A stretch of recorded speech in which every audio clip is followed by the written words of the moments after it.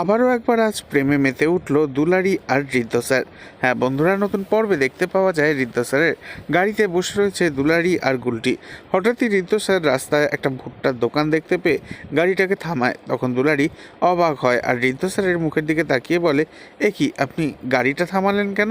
তখন ঋদ্ধ স্যার বলে, ওই যে সামনে দেখছো কেমন ভুট্টা পোড়ানো হচ্ছে, রাত, বর্ষা আর এই ভুট্টা, তিনটের কম্বিনেশনটা কেমন বলো তো?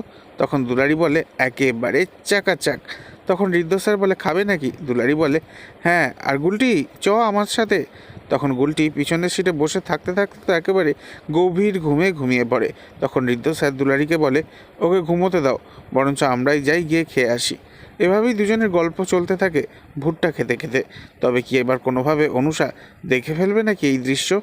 নেক্সট আপডেট জানতে এক্ষুনি সাবস্ক্রাইব করে আমাদের সাথেই থাকুন। ধন্যবাদ।